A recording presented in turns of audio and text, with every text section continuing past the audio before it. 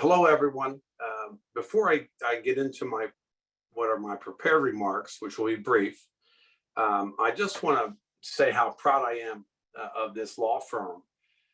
Um, you know, uh, I'm so proud of the programming that our law firm has put on, in particular our diversity and inclusion structure and committees led by Joe West.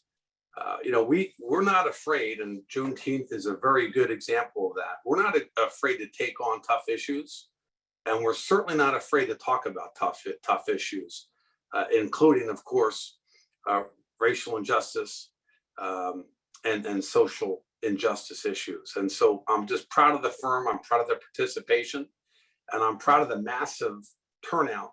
Certainly, we had the largest turnout in the history of our firm for any event last year at Juneteenth, and this year's turnout is also massive. So good for the firm. Many firms took the day off on Juneteenth, and as I said, I am not at all saying that's not appropriate. It is appropriate, but I like the fact that we took this day on and we take on tough issues, and to me, we should be proud of that. Much like our 14 years in a row with our diversity retreat and our kickoff lecture, the George Moyer Vashon lecture, which is really now a national event. And Duane Morris took the lead on that. And so we all should be proud of our involvement. As we always say, get involved. Well, Duane Morris lawyers get involved, and our clients get involved, and our friends get involved. So I just wanted to mention that. But good afternoon. And good morning to those joining us from the West Coast. Last year, Duane Morris held its inaugural commemoration of Juneteenth with a town hall discussion featuring Lawrence Fishburne, one of the world's most acclaimed actors and activists, and dear friend of our own Joe West. We realized then that it would be difficult to match the significance of last year's program. However, we believe this year's speaker and program will allow us to do just that. The Honorable Lucy McBath first came to the public's consciousness as a result of the murder of her precious son, Jordan, on November 23, 2012. This horrific tragedy tested her and her family in ways which most of us cannot imagine. But strengthened by her faith, family, and determination to see justice done for Jordan, she successfully endured the long, arduous legal proceedings that followed and saw to it that her son's killer was brought to justice. This life-challenging ordeal was one of the things that propelled her activism and which eventually led her to seek public office and to be elected in 2018 and again in 2020 as a member of Congress from Georgia's 6th congressional district. It is fitting that we have such an acclaimed member of Congress here as our Juneteenth speaker, less than 24 hours after the President of the United States signed into law the bill she voted for that made Juneteenth a federal holiday. Congratulations, Congresswoman.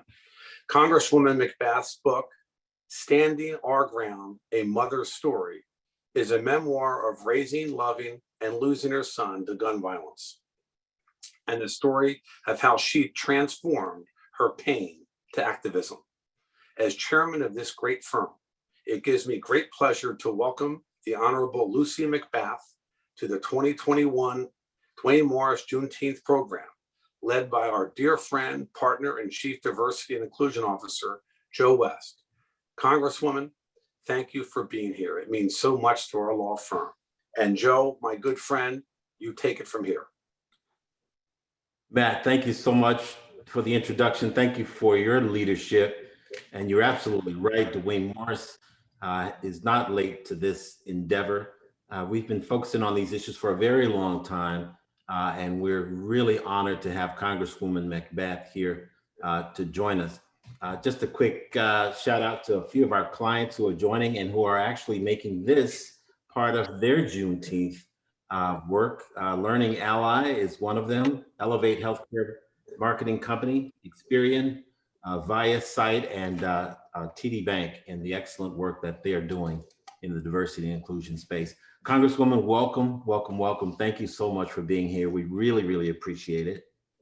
Thank you so much, Joe. And thank you, Matt and Yumika and all of Duane Morris and all of you that are joining us today. Thank you so very much. And happy Juneteenth.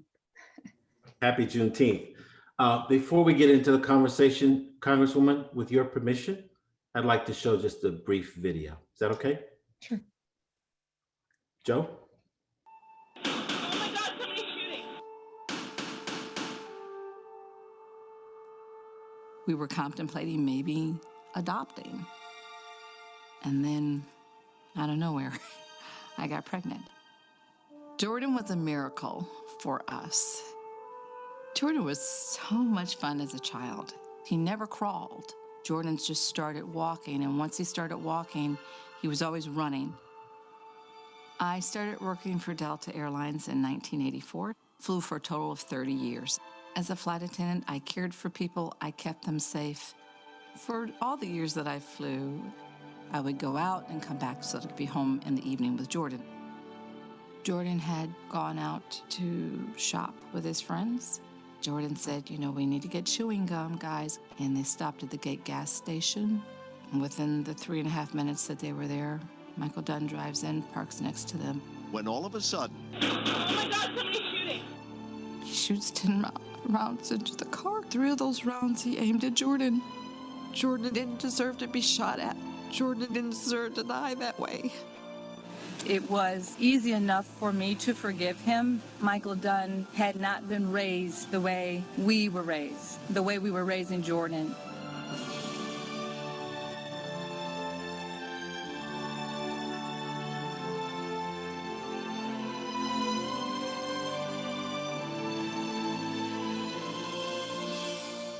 During the trial, I started deciding for myself that no matter what happened, that I was not going to be silent. We were going to challenge the justice system, the laws that allow these kinds of tragedies to happen. I lost my son, Jordan, but I'm still his mother. And I still continue to mother him through making sure that I preserve the lives of other children like him. We thought maybe he would be a community activist. What I thought I saw in him is what I've become. When I go to Washington to champion for people, to fight for them, it's not just my policy agenda. It's something I've lived. And I can speak the truth in Washington. My name is Lucy McBath. Congresswoman, first of all, thank you for allowing us to share that. You know, the fact is, a little bit more than a year ago, most people had never heard of Juneteenth. I think the thing that has propelled Juneteenth and other issues of importance to people of color, particularly African Americans, to the consciousness of the country, if not the world, was the death of George Floyd and some of the other discussions around people of color, African Americans, whose lives had been lost senselessly. And the thing I think we realize is that they're more than hashtags. They're human beings. They're people with families. So before we go any further, I would like to ask you to take a second and tell us about Jordan. Well, thank you for that. You know, sometimes when I'm around people, they're somewhat hesitant to ask me to speak about Jordan because they think it's painful for me, but just absolutely that's not the case. I relish every opportunity to be able to relive my life with him. He was a miracle for my family. I had a fibroid uterus and had suffered through several tragedies. I had a fetal demise, which means, you know, the fibroid uterus was struggling and fighting against the, you know, unborn child and growing. And so I lost my first child, Lucian. I had to actually deliver him as a stillborn, and then had suffered several miscarriages after. And so I had kind of resigned myself to the fact that maybe I would never be able to have a child, but then had a procedure of myomectomy. They took out the whole posterior part of my uterus. And I really had about 50% less of, you know, my uterus. And just trying once again, hoping and praying that, Jordan as an embryo would lodge himself on the front part of the embryo, the uterus, and hopefully there would be a chance. And as God would have it, he answered my prayers. And I found out the day I was running the Peachtree Road Race here in Georgia, I found that I was pregnant. I was like, okay, I guess I won't be running this race. I still like the t-shirt though. But anyway, so I sat for 9 months. I couldn't walk anywhere. I couldn't drive anywhere. I had to completely be homebound on the couch or in the bed to bring him here. And as God would have it, he blessed us with this beautiful child. So it was a miracle for us. But very short after, Jordan's father and I divorced, and I became a single mother. And so I was the one formally raising Jordan and getting the blessed opportunity to really get to know my child. As a single mother, I spent a great deal of time with Jordan. Everybody used to say he's attached to your hip. Wherever I went, Jordan was with me, because I wanted him to be able to experience everything I was experiencing, traveling. We would crisscross across the country to visit my family. I wanted him to experience life outside the confines of my being a single mother. I still worked as hard as I could to make sure that he had all the experiences of all the other children that had two parents in the household. And Jordan's father was very much active and involved in his life. But at that point, his father had moved back to Jacksonville, Florida. And so I was a single parent with a surrogate family and my church family. And, as I prayed, God gave me just a whole village of people to help me care for him. But he was so full of life. Jordan was so much fun to be with. He was always eager to learn and eager to go. And I remember, every morning that, we weren't in school, and I homeschooled him for many years. Mom, where are we going to go today? What are we going to do? What am I going to learn? Just extremely inquisitive, always asking questions and always wanting to know more, and just really kind of, in a sense, trying to figure things out, putting things together. I used to pray all the time that God would give him great wisdom and understanding. And he did just that. There were times that, Jordan would be asking me these really deep, profound questions. And I would look at him and say, who have you been talking to? How did you know that? And why are you asking me this? He said, I don't know, Mom. But there again, the very things I was asking God to do for him on behalf of his child. And so I was trying to sow into him. And I began to see those things. He was always just, like the breath of fresh air when he walked in the room. Every parent says that about their child, but really Jordan he was kind of like the center of attention. I always joke and say that my house was like a mini United Nations. I had kids in my house, boys in my house all the time. They were from all faith denominations, religious upbringings, ethnicities. You name it, I had them all. And I was always feeding them and carting them around in my SUV as I was taking them to the skating rink or to the zoo. And people would often say, how many kids do you have? I was like, I have one. But we were all, that's the way I was raised. My mom was always carting me and all of our friends in the neighborhood around, giving the other kids in the neighborhood just the same kinds of experiences that we were fortunate to have. Trying to do the same thing for Jordan, especially because he was a single child. Anyway, an only child. But just he loved people. He loved life. He loved travel. He was very inquisitive with history. He loved history. And a lot of what I was able to teach him, and by homeschooling him, because I wanted to make sure that at least one parent was with him all the time. I never wanted him to feel like, even though his mom and dad were not physically together, that he had been abandoned. So I made it my business to make sure I flew on weekends. I worked for Delta Airlines as a flight attendant. I would fly on weekends and what we call turnarounds, which means I would go out and come back the same day.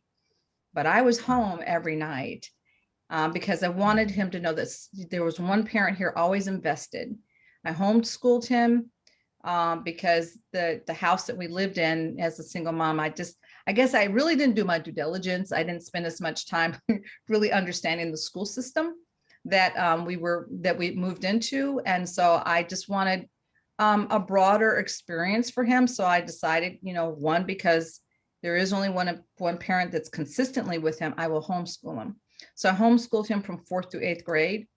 I am so grateful that we had those moments together. So grateful, because I got to understand who he was, his behavior, his personality, how he learns, how he thinks. And I was able to cater his learning to the way that he best understood. He was very touchy-feely tasty.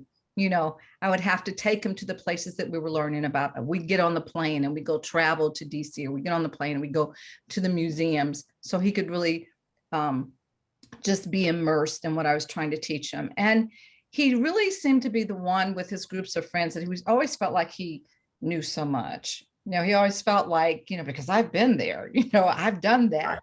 He was always like trying to teach and train his friends.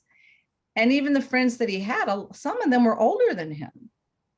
I mean, they were 2 and 3 years older than him. And I would say, you guys are older than Jordan. Why are you hanging out with him? And then you just kind of kick the floor and just like, oh, I don't know.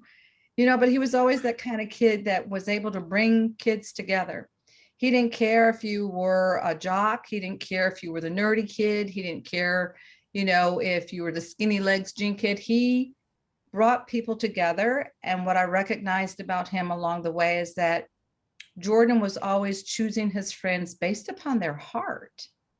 And I think he saw something in each of them that maybe he aspired to be or wanted himself. I don't know, but that's who he was. And we were always busy and always moving. And he was very well loved by his family and his community. And just really grateful that I had him for those 17 years. Thank you for taking the time to share that. We appreciate it. I feel like we've gotten to know Jordan a little bit better, and I think that's important. I saw a very compelling interview you did on CNN, and one of the things you said really struck me. You talked about what Jordan taught you. What did you mean by that? Well, I spent a lot of time, I think, trying to sew into Jordan, the way I was raised, that, you care about others outside of yourself. You have to try to have a broader perspective on, people and reality outside of your own experiences, and that we are accountable to others. We are accountable to, giving of ourselves and our life and our energy and our talents for the sake of other people. And the thing that I think I was trying to teach him is that, it's not just you, Jordan. There's a whole world out here of people that don't get to have the experiences that you have, don't get to live the way that we live, are not as fortunate or blessed as we are. Of course, everyone's blessed, but economically, even though I'm still a single mom, I'm still able to manage a full household. I'm able to take you to activities and keep you engaged. And so there are a lot of people in the country that, and a lot of young people that may not ever get the experiences that you have. So, understand that that is really reality. That is the real truth in life. And that we are to care for and love, accept, and forgive everyone, no matter what their stature in life is. God is the one who, we're accountable to at the end of the day. And so we account to him for how we live our lives. And so, we have to live our lives in a way such that we are giving back. And whatever that giving back looks like, then that's what we're accountable to doing. And so what I meant by saying that my son taught me so many different things is that, as I said before, I thought that, he would be the activist. I could see in him that those personality traits, engaging people, rallying people together. He was always the spokesperson. He was always engaging people. And I thought, well, wow, these are really good traits for somebody that is in the community, that's really active. I didn't think he'd be anyone that would sit behind a desk. That just was not anything I could see in terms of his behavior or his personality, but I could always see him out there rallying for people. And he was always asking me deep philosophical questions about pain and suffering and why God allowed some people to have, to have pain and suffering in their lives. And, whose responsibility in the country is it to make sure that everybody has everything they deserve and that we should all be living on a level playing field? And why was there inequality? These are the kinds of things that he was asking me. So I kept thinking somewhere along the way, this child will probably be that kind of person that unites. And I watched him do that with his friends.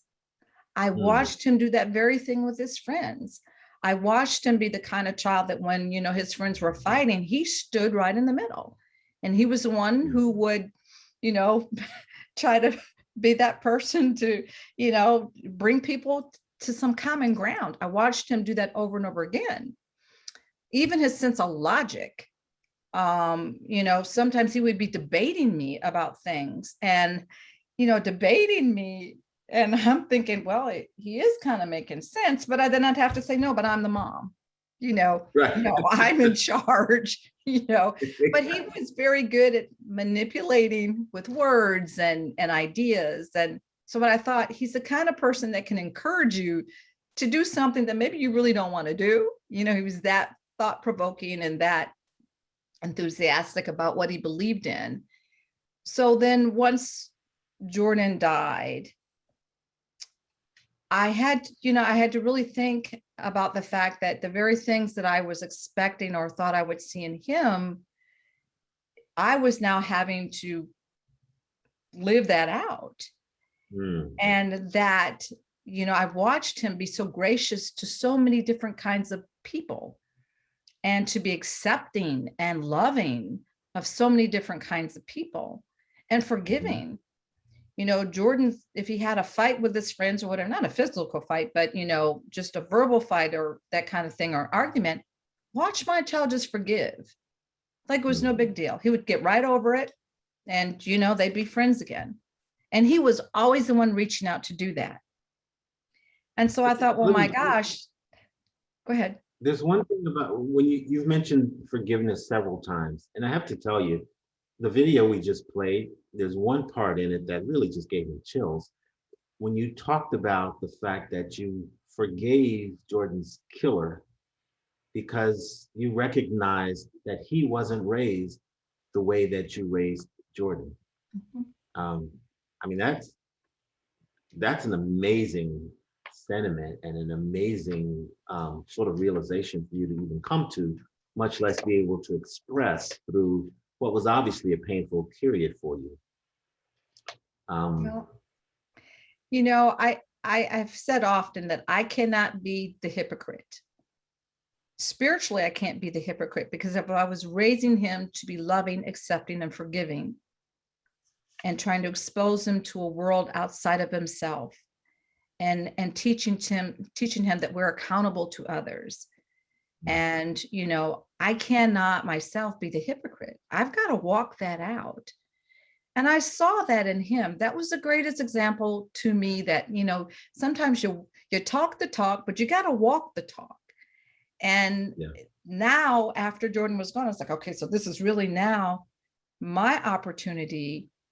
Everything that I watched my son do and be, and I was grateful that he heard it and that he got it, and I would even hear from people outside of my relationship with him all these years still tell me, Jordan did this, or Jordan said that, or Jordan was so kind, or Jordan gave of this or that.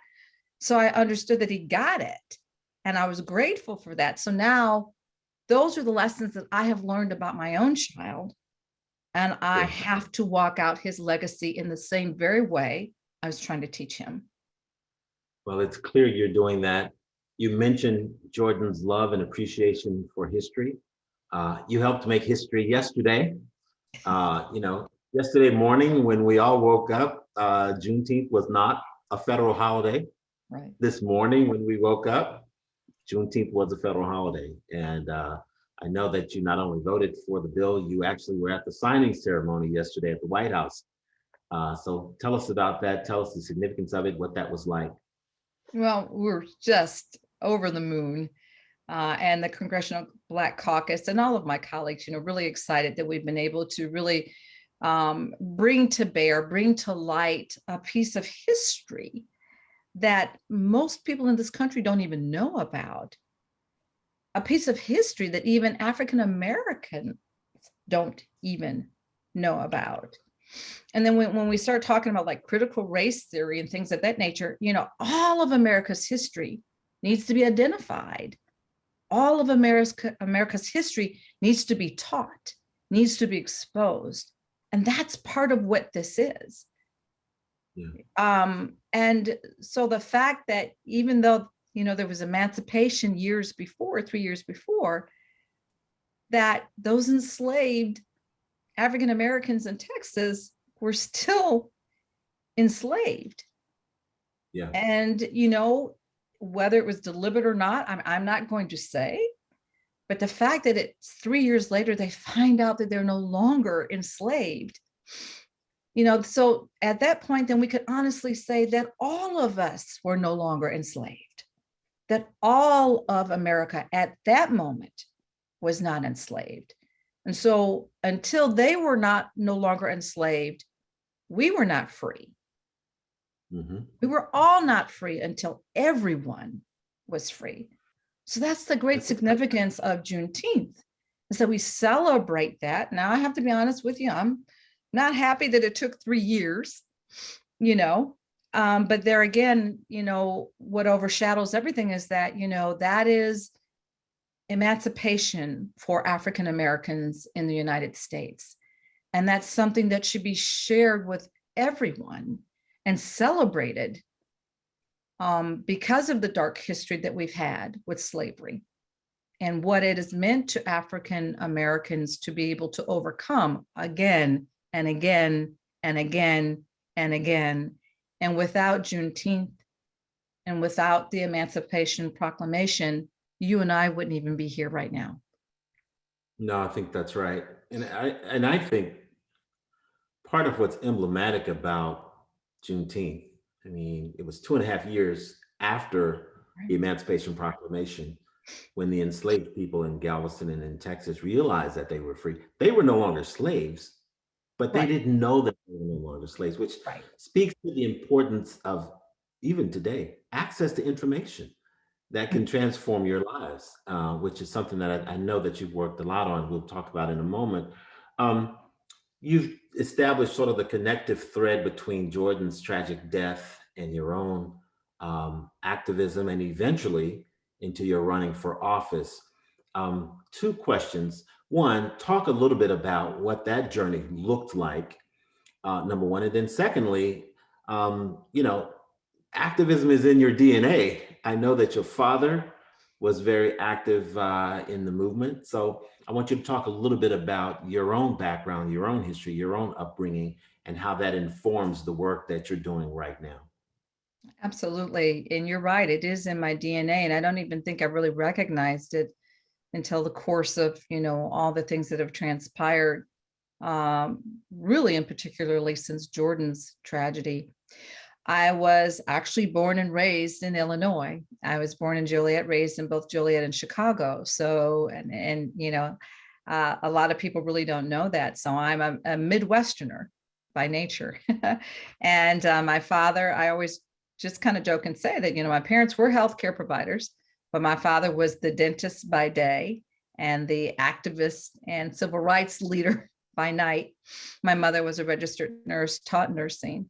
And so I remember as a child, my father was Illinois branch president of the NAACP, served on the executive board for many years. And so we grew up in the struggle. We grew up in the civil rights movement. I remember as a child, a lot of the volunteers and people would come by to our house many, many, many nights.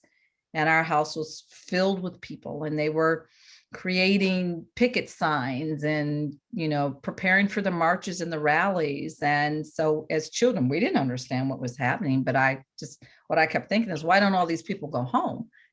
When are we going to get some rest? But our house was always filled with people that were fighting for civil and human rights of African Americans and people of color. And I do joke and say, but it's kind of really the truth. The first song I think I ever really learned to sing fully was We Shall Overcome, because we were always singing it. And I can remember my parents holding my hands, and they had the picket signs, and we were in the marches. I remember my mother passing out the Voice newspaper, which my father was the editor of. And at that time, it was kind of like, it was kind of like the African-American activist newspaper in Illinois. And like the Crisis magazine was nationally, the Voice was particularly in Illinois. And so I remember the nights that my father was downstairs in the basement, cutting and pasting the way they used to do, and he was editing the newspaper. So these were the experiences that I had. And during college, I clerked for who was then State Senator Douglas Wilder, who became the first African-American governor of Virginia. My father sent me to the Washington Bureau of the NAACP during the summers to be an intern. So I was there in Washington tracking the legislation that they were following. And I didn't really, and I majored in college in political science. And I was always very politically aware and astute. I always voted. But I never really saw myself as someone that was going to be in office. But I always understood how. Pardon? I'm sorry to interrupt. What changed that? I think, Jordan's tragedy, even before that, probably even Trayvon Martin's tragedy, because it happened just 9 months before Jordan. And I was incensed, and I was angry, and I was hurt, because one, here was a young Black male that had died. I even had discussions with Jordan about it. He'd say, Mom, why did that man shoot, Trayvon? He wasn't doing anything. He was just going to the store. I remember the day I had a discussion with him, and I said, I had that discussion.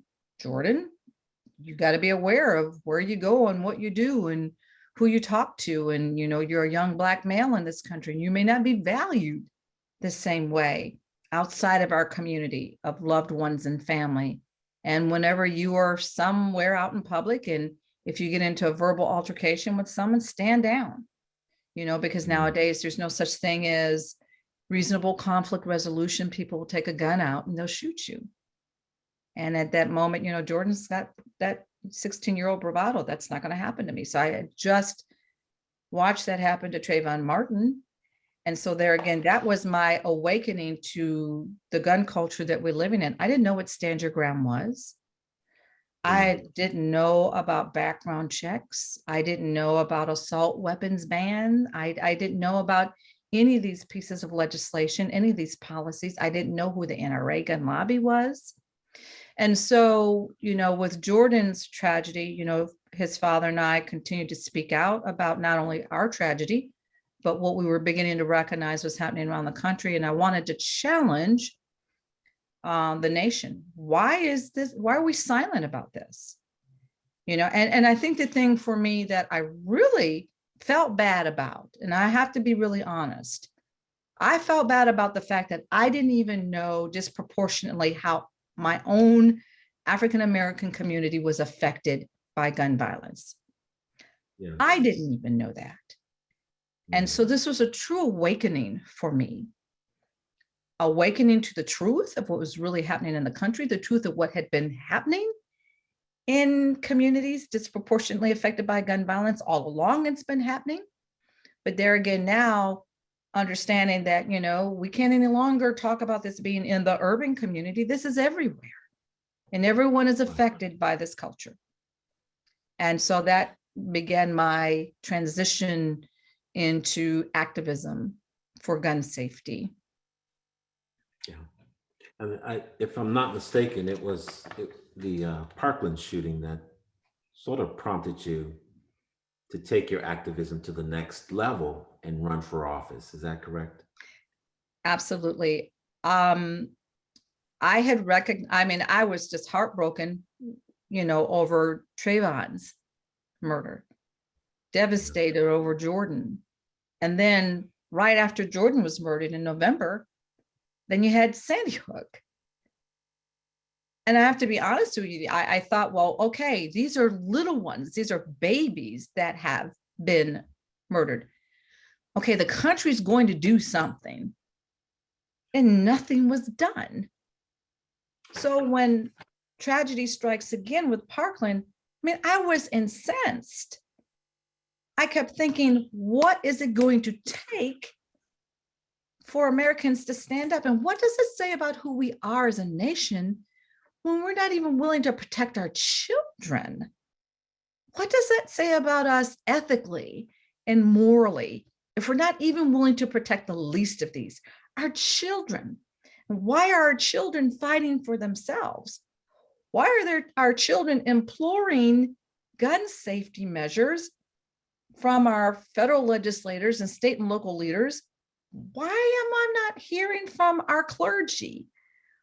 Why are we not hearing from our federal legislators? And when I saw President Trump on television with the very leaders that I now work with in Washington, and they were all talking about federal background checks. And, Trump says we need background checks for all gun sales. And so then I thought, well, maybe something's going to be done. And 24 hours he flipped. Because at that point, then I was beginning to understand the culture of guns in America. So I knew how much money the NRA gun lobby leadership had spent towards putting President Trump in office. And so the NRA gun lobby not anymore in the White House, but still had a seat at the table in the White House. And I was angry. And I thought, well, who is going to stand up? What are you afraid of? And why are you afraid of the NRA? Yeah. Because in my mind, I felt like I can't lose anything more than I've already lost. I have no more fear of anything or anyone. The worst thing that could ever happen to me has happened. So I'm not afraid of anyone. And I'm going to run for this office. I know I've never run for office before. I know I don't know anything about campaigning. I know I don't have the resources, the manpower, the tools. Nobody knows me other than just being Jordan's mom. Somebody's got to stand up. And I felt it was more tragedy not to try. But at least if I ran, even if I failed, I'm raising and elevating this issue. And having spent a whole year on the campaign trail with Secretary Clinton as one of her mothers of the movement, I felt like I've got to do this. Yeah. You mentioned having the talk with Jordan. Last year after George Floyd was killed, I published an article that talked about the sort of generational duty that a lot of parents of African-American children, particularly boys, have of having that talk with their kids. I say generational because my father had to talk with me and my siblings, and it's my sisters and brothers have had to talk with their kids as well. Help people understand what that's like and why that's necessary and why it's such a difficult thing to deal with. And I know that you come from a very unique perspective as far as that's concerned. It is the most painful, heart-wrenching discussion that a parent ever has to have with their young Black male or even Black females. For African-American parents and parents of color, Black and brown bodies all around the country, it is the most difficult, painful discussion that we have to have, because we have to prepare our children for the fact that they may not be loved or accepted by the world around them, by the United States of America, in the way that they should be able to freely be loved and accepted. And that the protective confines of the family and the community that they live in, they're always going to be there for them. But as they move out into the world, as they move on and experience life, the reality is that if you are a young Black male in this country, young Black female in this country, even though young Black females fare a little bit better, not by much. And that, because of the color of our skin, that is out the gate. That is something that prohibits us from living in our fullness as God intends us to live in the United States of America. And that, as parents, as minority parents, we've got to protect our children by preparing them for that. And we cannot protect them and shield them from everything, but we've got to gird them up with that hard, conscious discussion. And sometimes having those discussions again and again and again, letting them know that you're not always going to be able to go where everybody else goes. And you're not always going to be able to do what, sometimes a lot of your white friends do. You're going to have to be conscious of how you do things that others you see doing, if it's drinking at parties or if it's driving nice cars. And for Black males, not if you get stopped by the police, but when you get stopped by the police. These are the things that you must be mindful of, because I need you to come home. I need you to come home. I need you to be prepared to keep your hands on the steering wheel. No sudden moves, don't talk back. As egregious as it is, as painful as it is that you are not seen in the fullness of the man or woman that you are because of the color of your skin, you still have a responsibility to come home. So I need you to be aware of your surroundings. I need you to definitely speak up and defend who you are as a human being, but know that there are still limits for what we can say and what we can do, because we're not allowed to live in our fullness as human beings here in the United States of America. That's very powerful. Thank you for sharing that. I can tell that it's something that still resonates in a very meaningful way with you. Last year was a pivotal year for race relations in our country, and a lot of some of the pathology from last year has spilled over into this year. I'm just curious. I'd like your thoughts about where you see us headed as a country as far as race relations are concerned. And if you'll allow me, I'll ask another part of that question. As I mentioned at the outset, there are a lot of, in addition to attorneys, a lot of corporate entities who have dialed into this. What do you see as sort of the responsibility for the corporate community to help advance race relations, not just within their own shops, but out there in the ecosystem? So where do you see us headed as far as race relations are concerned in this country? And what do you see as some of the responsibilities that the corporate community might have to make things better? I will say, I think what I believe we have been dealing with is just this awakening as to the true reality of where we are with race in America. And even as far as we have come as people of color, are educated, and our children are educated, and generations now are beginning to live the American dream, so to speak. We still have not overcome and become a post-racial society. We are not there yet. And what has been happening these last few years, I have to be honest, I just think that I think that a lot of the upheaval and uprising that we've been experiencing since 2016 is because I think a lot of it is a great backlash to having President Barack Obama for 8 years. And I think that there are demographics of people in the country that are afraid. They are afraid of the browning of America. They are afraid that, the power and authority that they have is slipping through their hands. And I think what we've seen since 2016 has been an awakening for America. And people who thought, oh, well, racism doesn't really exist. The country was founded on racism. Racism is in every fiber of our country. And something that someone said the other day that just so struck me when they said that, I thought, I've got to say this too, is that, racism And bigotry and hatred never goes away. It just lies dormant until the opportune time to resurface again.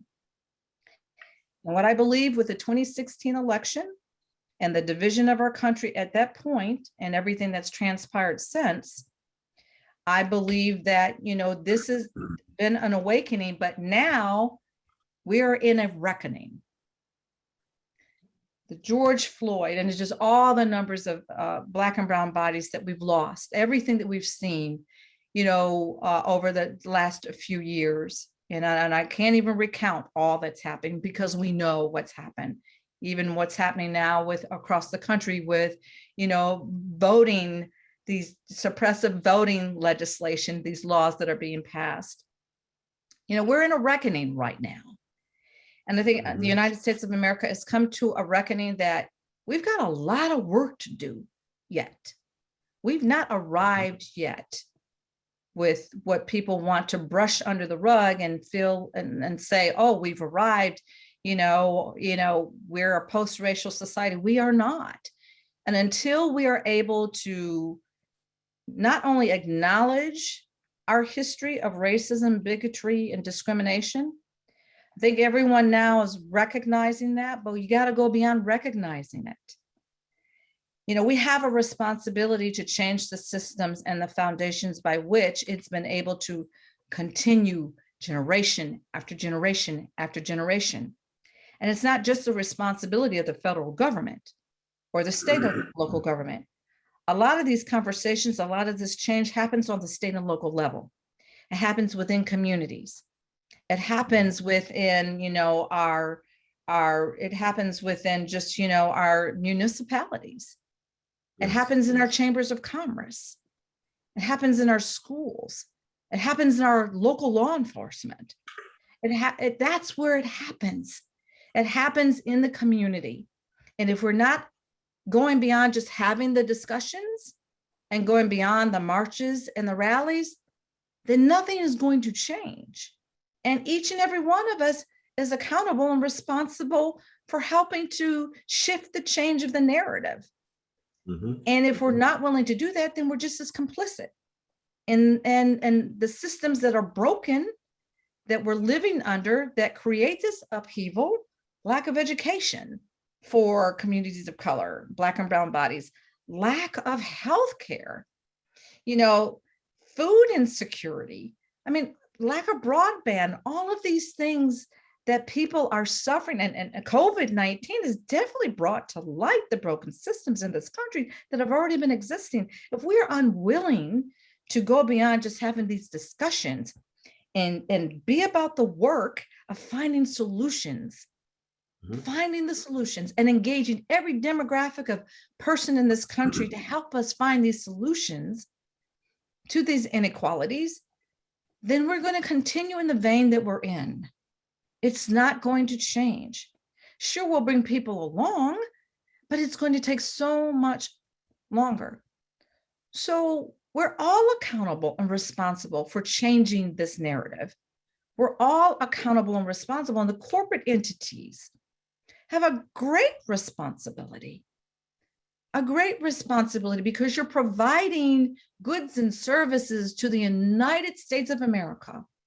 And so the corporate entities should take great responsibility for, one, making sure that the people that employ look like the people that they are giving goods and services, providing goods and services to, but also diversity, equity, and inclusion must be included in that.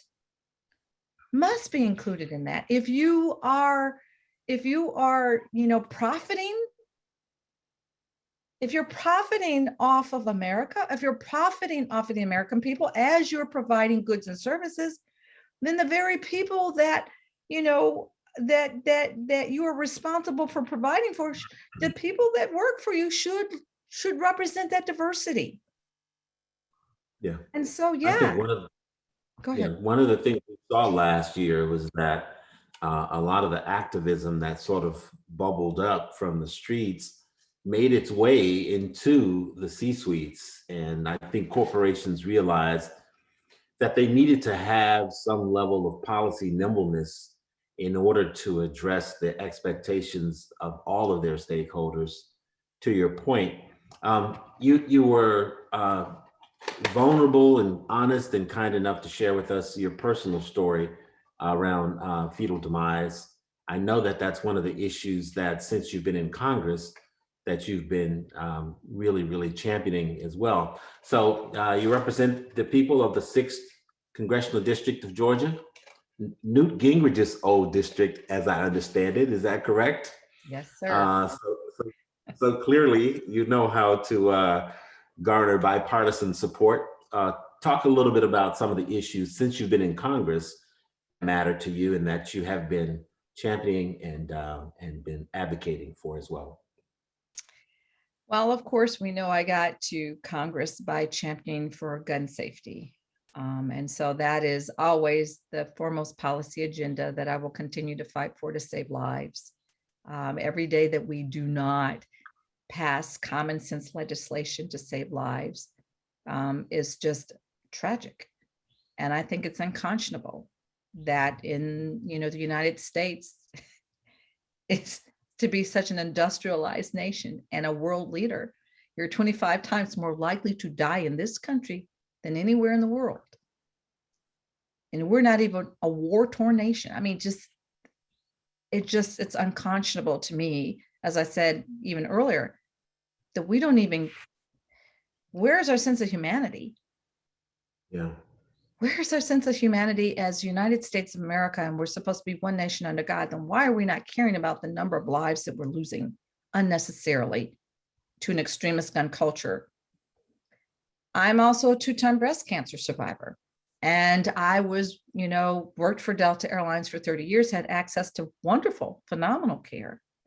But there are a lot of people, a lot of women, a lot of people in this country like me that have pre-existing conditions that don't have access to good quality health care. And as I've said over and over again, that's not a privilege, that's your right to have access to that health care. And so I'm Care Act, I'm sorry to interrupt, the Affordable Care Act was upheld, as you know, by the Supreme Court for, I think, the 3rd time. So I know that probably was something that was important to you as well. Absolutely. It doesn't matter what your zip code is. And for the first time, the ACA has really given people who didn't have access to health care the ability to really take care of themselves. And that's all even tied to our economy. If you have a healthy, if you have healthy people, if you have healthy human beings, then healthy human beings can contribute to society economically. And economically, we discovered that last year in a meaningful way, right? How important the connection between one's health and the health of the economy, very, very important. I'm sorry to interrupt in the middle of your question. I just want to remind people that we do want you to use the Q&A function on the Zoom. If you have questions for the Congresswoman, I'll try to get them in as we go along. We have 30 more minutes left in the discussion, but continue. I know that there are other issues that are important to you that you're working on in Congress, please. Absolutely. And the veterans, I'm very, very concerned about our veterans. I come from a veteran-centered family. My father was in the Army Dental Corps as a dentist. And my oldest nephew was in the Marines and then transitioned through Quantico to the Army. Now he's in law enforcement. And my oldest brother was a chaplain in the Air Force. And I have a first cousin who is in the Navy. So I'm just really concerned. I think one of the things that I was most disturbed by, when I came to office is in visiting the Atlanta VA and really understanding, and in my town halls, our veterans were crying out for assistance, crying out for help. And one of the first things I recognized, that one of the first piece of legislation that I passed, and I've passed several that have been signed into law, it was the Haven Act. For any veteran, and many of our veterans that are suffering from PTSD and other illnesses and other diseases, if they're forced into filing bankruptcy, well, we were not, in the means testing, we were not attaching, and that means testing their Social Security benefits, but we were the veterans benefits. A lot of our veterans are on disability. So why would we do that? And I just thought that was such a simple fix. We owe it to our veterans who've given their lives and their families to protect and to serve us. You know, we need to be protecting their interests. We need to be protecting their health care. I was very concerned about, you know, all of the sexual assault of our female veterans or women veterans.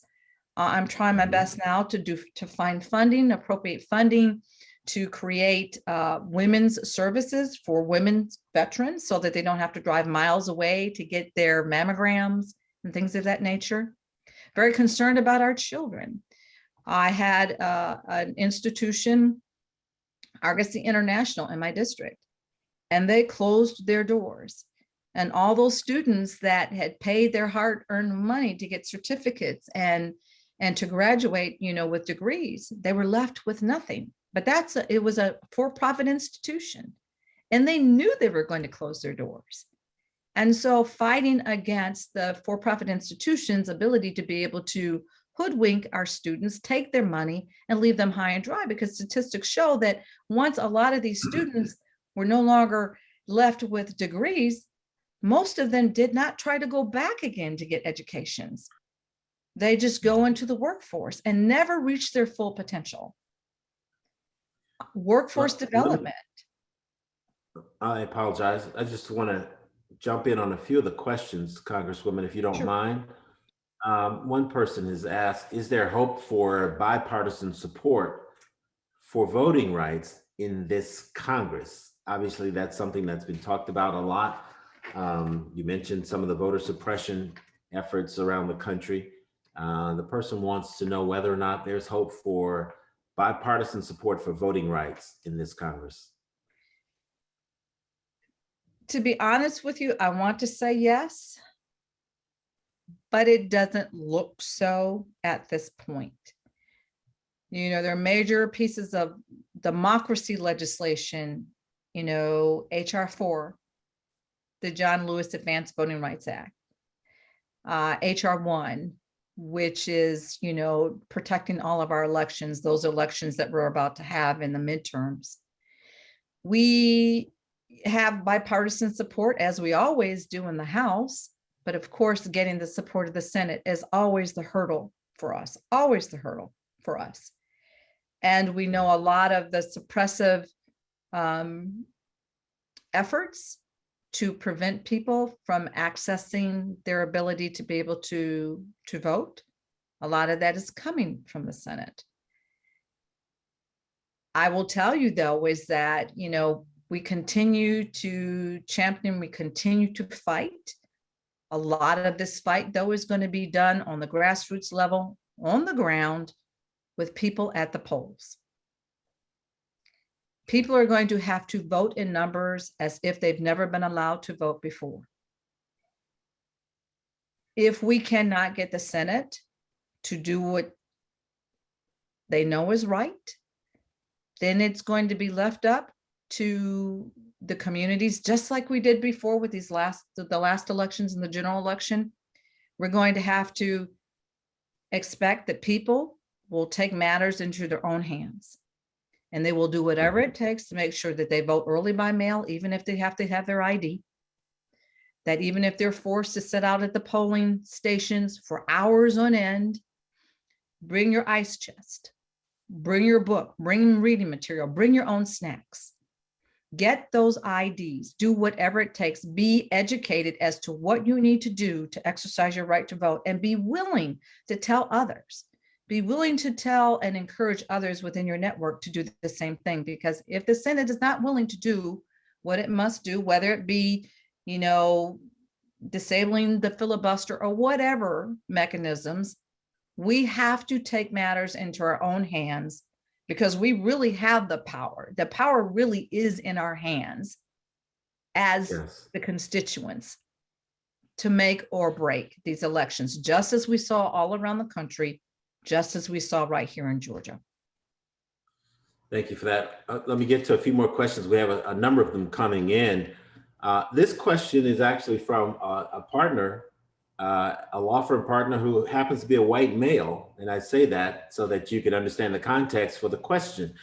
As someone with deep connections to veterans, what would the Congresswoman say to a young male or female person of color service member who asks, what about my country is worth fighting for?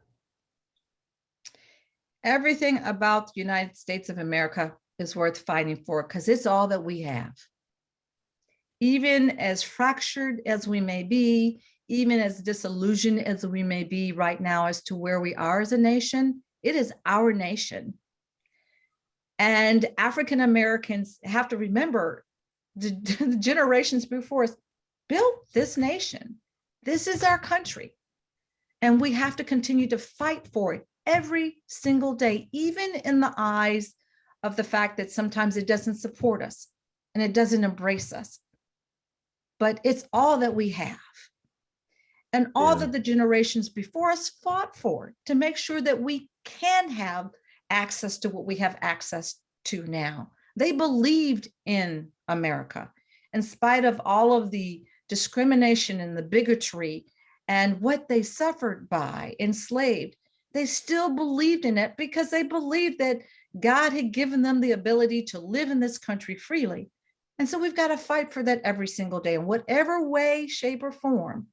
We still have to fight for that every day because this is our home. Now, this is our home. People of color love this country. I think we just wanted to love us back. Let's see, here's another one. There are a variety of alarming bills moving through state houses that essentially threaten to end discussion of racism in the classroom and prevent American students from learning real American history, warts and all.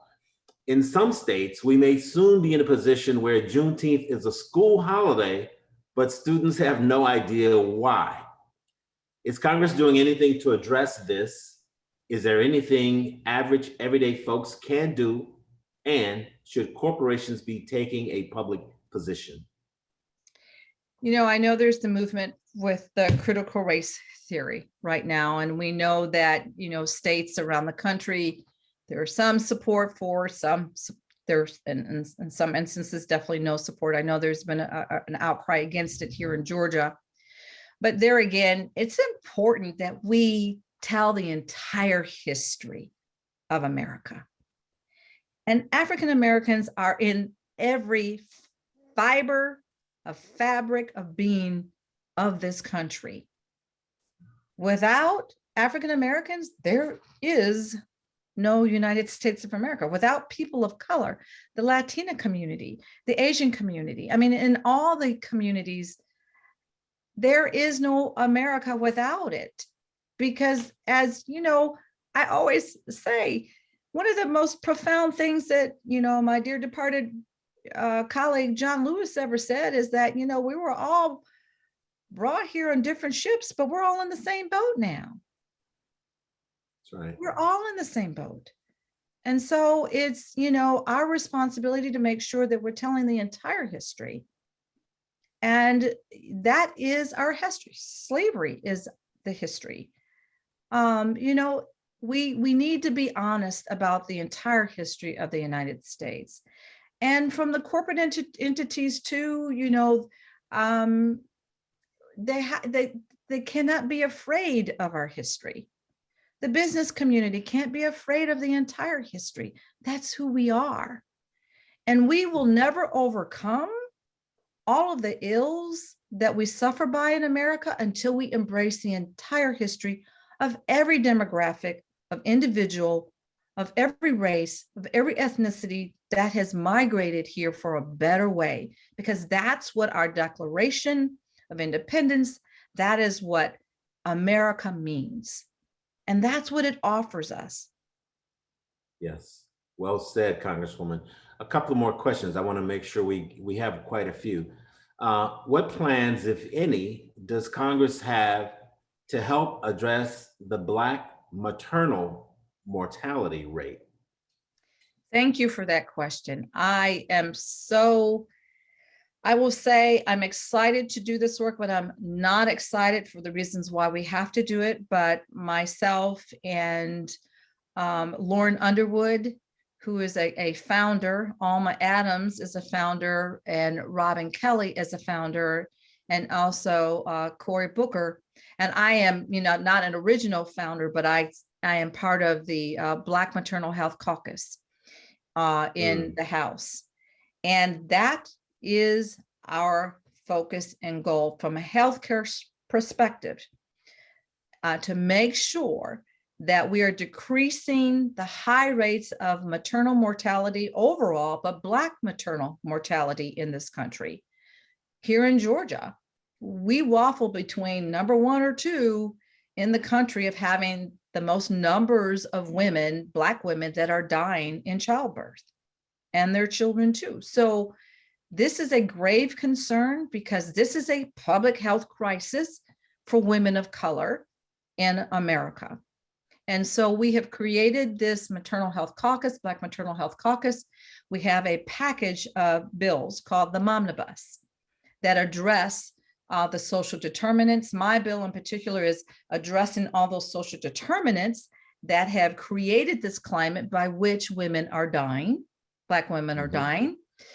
Also in this package, we talk about the financial means by which we would need to be able to overturn this crisis. And we're really excited that within the American Rescue Plan, within the American Families Plan, we have been appropriated billions of dollars to include this in the funding. So now we're trying to make sure that when we get ready to go to reconciliation, that all of the work that we've done, all of the funding that's been appropriated in the CARES packages goes through reconciliation, and that all of that money, all of that work goes towards expanding our ability to create the programming, the health care to address Black mortality in the country. I'm really excited about the work, and it's gaining a lot of traction and steam right now and a lot of support within Congress. Thank you for that, and kudos on the excellent work that you're doing in an area that's critically important, but that a lot of people probably don't pay enough attention to. So thank you for that. Let's shift gears a little bit. This question has to do with wealth. How, in view of how much wealth is controlled by just a few of the richest individuals, what do you think is the role of Congress in making wealth more equitable? Great question. Well, definitely, trying to reverse the Trump tax plan, which has given, the bulk of the wealth and tax breaks to, the 1% of those individual 85% of the, best tax breaks went to the 1% of the richest and most wealthiest in the nation. It did nothing for middle-class families. Of course, when we know that middle-class families continue to bear the brunt and the burden of most of the tax burden in the United States. And of course, as we know, as there becomes the greater divide in the access to wealth and capital in this country, those that are bearing the burden are, of course, always the poorest of us, but also the middle class, as we become 2 classes, those that have and those that have not. So my colleagues and I have tried our best to make sure that we're working on the budget with our Republican colleagues. To be honest with you, that is a deep, deep challenge, a very, very deep challenge, because trying to come to consensus as to how we're going to lessen the burden for middle income families, making sure that they have a sense of a tax break. We were able to do that during COVID, but make sure that this is something that's not just COVID related, but for the future, making sure that we are raising the wage, across the United States of America. We're talking about poverty wages. No one in this country can afford to live on $7.25 an hour. It just can't be done.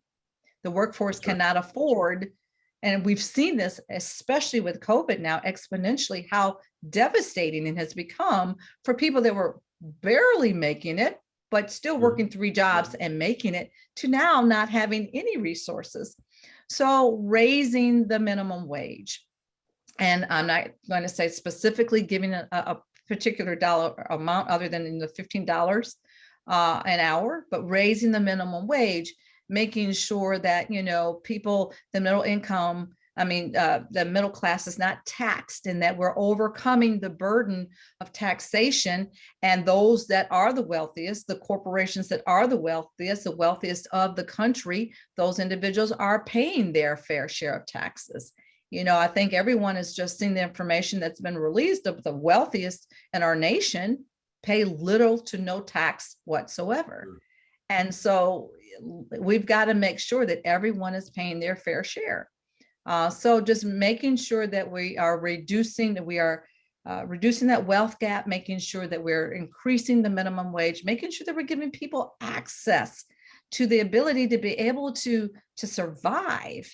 And that's what we are tasked with doing every single day. And I can tell you, my colleagues in the House, financial services, we've got Maxine Waters, who works with our business community. She is on the front lines. We are working as hard as we can to reverse what has happened with the Trump administration. So another quick question related to Congress. There are some high-profile politicians who see every issue as partisan, no matter how neutral the issue actually is, and refuse to advance a cause just because it was proposed by someone across the aisle.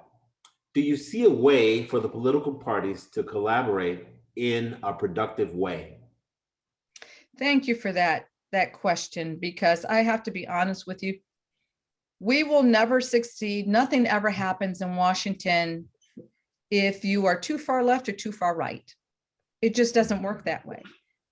There's no sense of compromise. You have to compromise. You have to have a sense of bipartisanship. I will tell you, every piece of legislation I have passed and has been signed into law, I've had 3 signed into law by President Trump. You know, I've had, 2 more right that have been signed into law that I'm just waiting to get copies of those bills to put them up on my wall in my office in DC. I've been able to get appropriated funding for the CDC, a couple of times. I've been able to do things all with bipartisanship. And the only way that you can ever create value for the people that are depending on you every single day to just get it right, to just do something on their behalf, just to make sure that they can live and breathe a little bit easier, it takes bipartisanship. And when we are too far left or too far right and not willing to come together to the middle with consensus, nothing gets done. That is the reason why we're having so many problems in Washington right now. But, you have to be willing to overcome that. I sit on a bipartisan working group. I work with Republicans. We share our legislation. We'll talk about policies that we can work together with. That's how I'm getting things done. I am vice chair of the Bipartisan Women's Caucus. I work with Republican women as we try to champion policies that we know are going to care for women and children in our families. That is the only way to get things done. And I have to be honest with you. If you look at the voting records of some of my colleagues that, are too far left or too far right, how much work are they getting done? We cannot be partisan. We've got to be willing to work with people that don't always think, look, or act like us. Well said. This is perhaps related to that. Someone wants to know, as a person of color, what are some ways that we can promote diversity in predominantly white communities? That's a good question. I think promoting diversity within white communities, or, with people that don't look, think, or act like us. You got to be willing to reach out. And it's not a matter of waiting for somebody else to do it. We've got to be the change that we seek. Yeah. We have to be the ones to understand how much our communities are hurt by, how much people are hurting by, just because, I'm not going to go. I'm not going to be the one. You've got to be able to step outside the confines of what you're comfortable with. You've got to be able to step out of the boat. You've got to be able to be daring and bold to say, okay, I'm going to be the one. Because without that, nothing changes. what advice do you have for African Americans or other people of color interested in running for Congress in the next 4 years? Thank you for that question. Do not be afraid. Do not believe the naysayers, people who may say you don't have the resources, the manpower, the tools, the knowledge. Don't listen to any of that. I'm a perfect example of that. Lived experiences and your reality, the work that you've done in your community, what you've done in your community, if you've been engaged in your community, all that matters. That lived experience, that is what you take with you when you're running for office. You talk about those experiences. You can say, those are my lived experiences. So I know what it means to have a livable wage. I know what it means for you to have good health care. I know what it means to make sure that your children are educated, a top-notch education. I know what it means to make sure that the tax system is fair for you. I mean, if you've been working in your community, and whether you've been working in your community or not, just your lived experiences gives you great credibility. Don't let anybody tell you the numbers aren't right. Don't let anybody tell you that, it's not your time yet. Please don't listen to that. If you believe you can create value, if you believe that you have something to offer, throw your hat in the ring. We need more of you. We really need more of you, because Congress and state and local government needs to look like this nation. There've only been how many 40 African-American women, something that number, that have ever served in the United States Congress. And I'm grateful to happen to be one of them, but we need more people of color that are willing to bring their shared experiences and values and morals and ethics in this system to stand up and make sure that equity and democracy works for every single one of us. Excellent response. What role do you see or recommend lawyers playing in their local communities to get involved to help promote racial equity? Thank you. That's a great question. I mean, you have to really be willing to dig into the community and find the organizations. I would say community organizations, community intervention organizations that need help. They need, oftentimes they're suffering from resources and manpower. They need legal knowledge.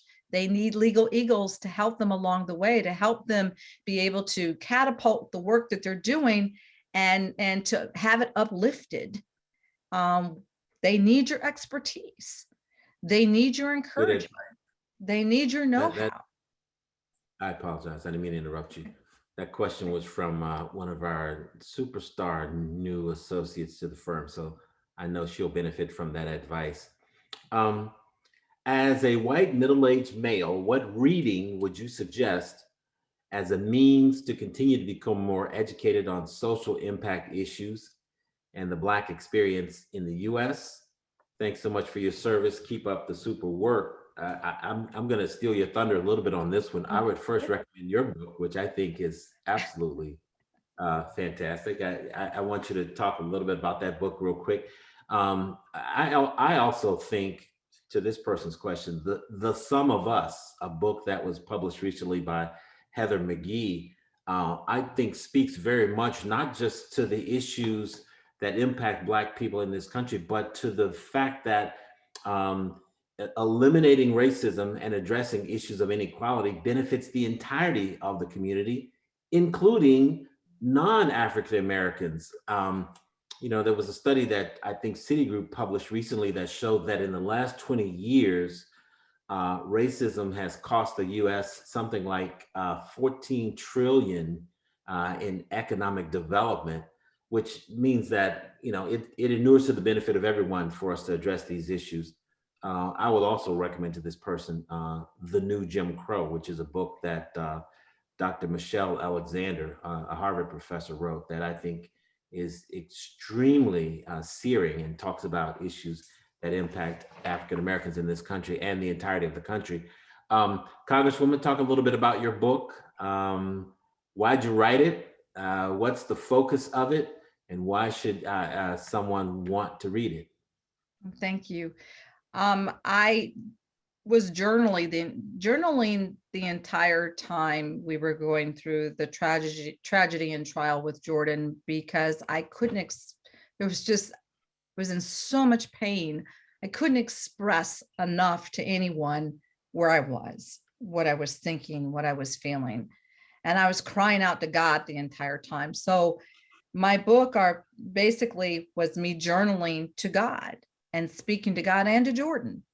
And that journaling turned into a book. I mean, even when we were in court, we couldn't speak out. I felt like we were the victims there.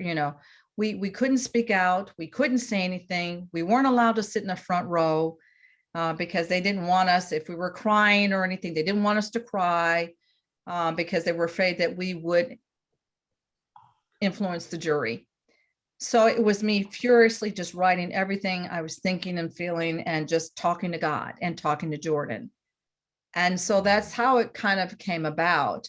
But then also me talking about the NRA gun lobby and what was happening around the country with gun violence and the culture of gun violence. And that's how that came about, the work that I'd been doing with Everytown. And I just wanted to be able to tell my story.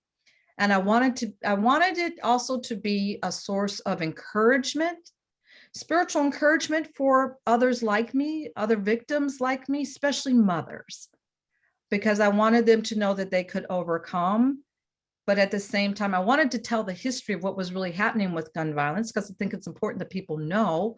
But I also wanted that to be used as a means for people to overcome and not to lie down and die a second death. If they've lost a loved one, it does us no good to lie down and die, and that's a second death. And you don't want that for the legacy of your loved one. We still need to live, and whatever that looks like for you, we still need to, pick up the pieces and move forward. We owe that to our loved ones. One more question. We have about 3 minutes left, and Congresswoman, I want to be respectful of your time.